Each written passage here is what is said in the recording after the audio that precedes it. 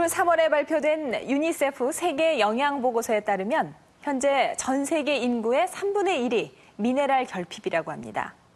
이 미네랄이 결핍되면 특히 아이들은 신체적, 정신적으로 발전할 수 있는 잠재성까지 위협받는다고 경고하고 있습니다. 우리 신체 내 미네랄 중 단 하나라도 부족해지기 시작하면 이것은 몸 전체를 뒤흔들 수 있습니다. 왜냐하면 이 미네랄이 신체에서 일어나는 각종 생화학 반응에 촉매 역할을 하기 때문이죠.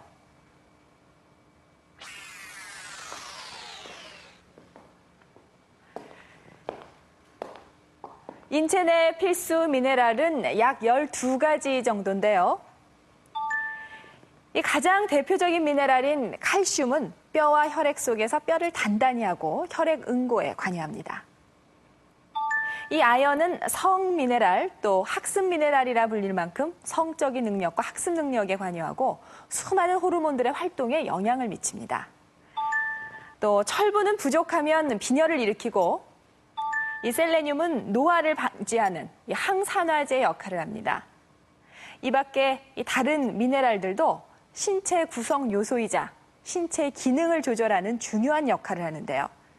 이 미네랄들의 총량은 체내 구성에서 불과 3.5%밖에 되질 않습니다.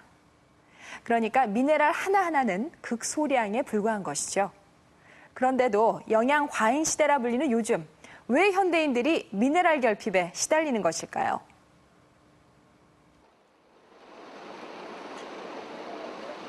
미네랄 르네상스가 시작됐다고 할 정도로 미네랄에 대한 관심이 높은 미국. 도널드 데이비스 박사는 오랫동안 필수 미네랄에 대한 연구를 하고 있다. 그가 처음으로 미네랄에 대한 관심을 갖게 된 것은 그의 스승인 로저 윌리엄스 박사에 의해서다. 윌리엄스 박사의 연구는 그동안 중요하게 인식되지 않았던 미네랄에 학계의 관심을 집중시켰다. 이 책은 1970년경에 로저 윌리엄스 박사가 펴낸 매우 의미 있는 책입니다. 윌리엄스 박사는 자신의 저서를 통해 현대인의 불균형한 식사가 얼마나 인체에 해로운지 경고했다.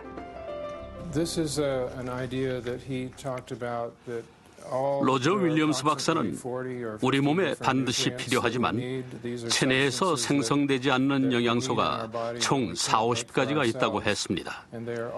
이 영양소들은 모두 필수 영양소로서 사슬과 같이 서로 연결돼 있어서 이 중 한 가지 영양소만 없어도 사슬의 연결고리가 끊어지게 되는 것입니다. 우리 몸은 16가지 미네랄과 20가지 비타민, 8가지 아미노산을 계속해서 공급받아야 한다. 그런데 이 중 단 한 가지 영양소라도 결핍되면 사슬은 끊어져 버리고 다른 영양소들도 연쇄 반응을 일으킨다. 결국 생명의 사슬은 무너지고 질병에 쉽게 노출되는 것이다.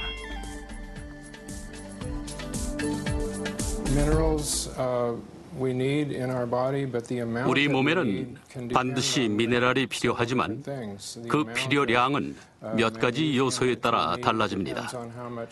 예를 들어 마그네슘 필요량은 칼슘 섭취량에 따라 달라지고 칼슘 필요량은 비타민 D 섭취량에 따라 달라집니다. 이렇듯 영양소들이 한 팀으로 작용하기 때문에 영양소들이 서로에게 영향을 미치게 되는 것이죠. 영양소들이 서로 연결되어 있기 때문에 단 한 가지 미네랄만 부족해져도 우리 몸에는 복합적인 증상이 나타난다. 오랫동안 아연이 결핍된 한 환자는 심각한 피부병과 탈모 증세에 시달렸다. 이 환자에게 3개월 동안 충분한 아연을 섭취하게 했다.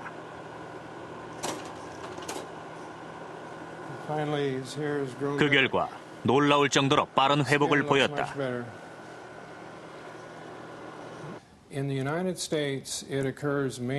미국인들에게 미네랄이 부족하게 된 주요 원인은 잘못된 식습관 때문입니다.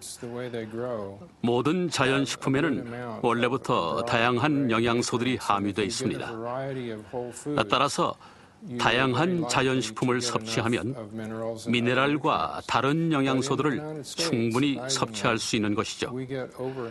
그런데 가공식품은 미네랄이 없거나 또는 대부분 사라진 상태라고 할 수 있습니다.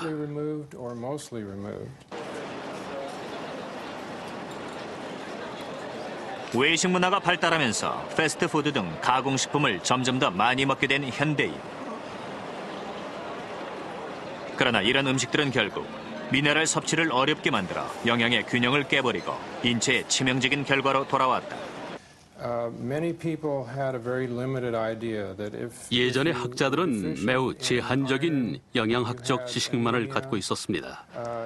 예를 들면 철분이 부족하면 빈혈에 걸리고 비타민 C가 부족하면 뇌혈병에 걸리고 비타민 B가 부족하면 각기병에 걸린다는 것이죠. 이런 생각은 너무나 단순한 이론입니다. 그런데 로저 윌리엄스는 미네랄과 같은 미량 원소의 기능은 매우 다양하며 결핍되면 기형아 출산과 같은 보다 포착하기 어려운 문제들을 유발한다고 했습니다. 최근 우리나라에는 원인을 알 수 없는 유산을 경험하는 산모들이 늘고 있다. 아기 애칭이 있어요? 임신 7개월째의 성은순 씨는 특별 관리를 받고 있는 산모다. 지금까지 2번 임신을 했지만 둘 다 자연 유산됐기 때문이다. 태아의 건강한 심장 소리에 안도하는 은순 씨. 예전에는 태아가 모두 2개월을 버티지 못했다. 얼굴 보이시죠? 이분 같은 경우에는 본인의 유전적인 DNA 유전자가 정상이었고 또 질병도 없었는데도 불구하고 환경적인 요인으로 미네랄 불균형이 굉장히 심했습니다. 부족한 미네랄을 보충해준 결과 은순 씨와 태아 모두 현재 건강한 상태다.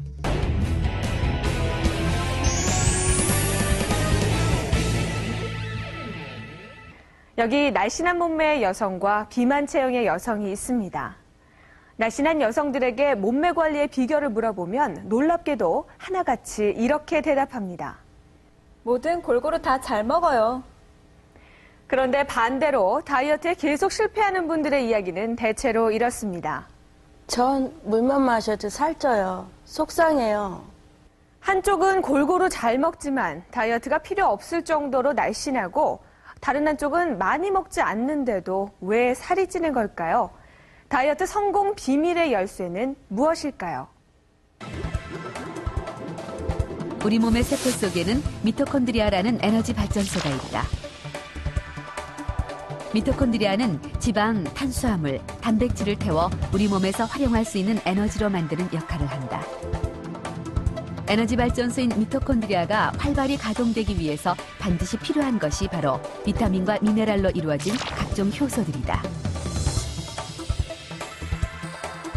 이런 과정들을 통해 우리가 섭취하는 열량이 에너지로 바뀌는 것이다. 만약 비타민과 미네랄의 섭취가 부족해지면 에너지 발전소인 미토콘드리아의 활동이 줄고 에너지로 채 바뀌지 못한 열량은 그대로 몸에 축적된다. 탄수화물, 단백질, 지방은 에너지를 내는 영양소죠. 하지만 비타민과 미네랄은 에너지를 내는 영양소가 아니라 이 에너지를 내는 영양소가 제대로 대사를 할 수 있게끔 도와주는 역할을 합니다. 그런데 이 비타민과 미네랄은 우리 몸에서 만들어내지를 못하기 때문에 반드시 외부로부터 음식을 통해서 얻어야 됩니다. 그래서 필수 영양소라고 하고 이 필수 영양소가 결핍이 되면 우리 몸의 여러 가지 화학 공장들이 제대로 작동을 못하기 때문에 대사 이상이나 기능의 이상을 초래할 수 있는 겁니다. 젊은 분들 못지않게 비만으로 고민하는 분들, 바로 중년 여성들일 겁니다. 특히 폐경즈음에서 갑자기 뱃살이 쪘다는 분들이 많으신데요. 얼마 전 폐경학회에서 발표한 폐경 여성 식사 10계명에 이런 부분이 눈에 띕니다. 권장량의 150%에 이르는 비타민과 미네랄을 섭취하라. 중년 여성들의 경우 권장량보다 훨씬 더 많은 비타민과 미네랄을 섭취해야 한다는 얘기인데요. 그 이유는 무엇일까요? 비타민과 미네랄은 굉장히 소량이지만 이제 몸의 신진대사에 굉장히 중요한 기능을 합니다. 그래서 이것들이 없으면은 신체 기능에 아주 중대한 위해를 끼치게 되는데요. 저희가 비타민, 미네랄을 섭취하면 그게 100% 흡수되는 게 아니고 실제 흡수량은 한 50% 정도밖에 되지 않습니다. 근데 폐경 여성분들은 신진대사가 떨어지고 그로 인해 흡수율이 더 저하되기 때문에 그것을 감안하면 더 많이 먹어야 된다는 그런 결론을 내릴 수가 있고요. 그런데 한 가지 더 중요한 문제는 요즘 생산되는 채소나 과일의 경우 옛날에 생산되던 것들에 비해 비타민과 미네랄 함량이 떨어진다는 것이다. 미국 농림부 분석에 의하면 토마토의 경우 50년 전과 비교했을 때 비타민 A와 칼슘 함량이 절반으로 줄었고 시금치의 경우에도 비타민 C 등의 함유량이 절반 가까이 줄어든 것으로 나타났다. 대표적인 비타민 미네랄들이 현대인들에게 있어서는 우리가 섭취하는 음식이 가공, 인스턴트, 정제 이러한 식품들을 주로 섭취하게 되니까 이러한 필수 영양소들이 많이 결핍된 음식들을 먹게 됩니다. 그리고 실제 우리가 먹고 있는 과일과 채소도 우리 선조들이 섭취했던 그런 과일과 채소에 비해서 비타민과 미네랄 함량이 뭐 많게는 50% 이하로 함량이 훨씬 적습니다. 그렇다면 우리가 건강을 챙기기 위해서는 비타민과 미네랄을 충분히 얻기 위해서 우리 선조들이 먹었던 것보다 훨씬 더 많은 양을 섭취해야 되는데 실제로 바쁜 현대인들이 그렇게 과일과 채소를 충분히 얻기가 쉽지가 않죠. 야영을 갔을 때 캠프파이어를 했던 기억 누구나 있으실 겁니다. 그런데 캠프파이어를 할 때 굵은 나무에 바로 불을 붙이는 경우는 없죠. 밑불이라고 해서 종이나 집 같은 것에 먼저 불을 붙여서 나무 사이에 빈 공간에 넣어 나무들이 잘 탈 수 있도록 합니다. 우리 몸의 에너지 대사에서 비타민과 미네랄은 섭취한 영양소들이 잘 탈 수 있도록 돕는 밑불의 역할을 한다고도 할 수 있을 겁니다. 만약 밑불이 나무에 잘 옮겨 붙지 않으면 불이 활활 타오르지 않듯이 비타민과 미네랄의 부족은 에너지 대사에 악영향을 끼쳐 비만으로 이어지는 것입니다.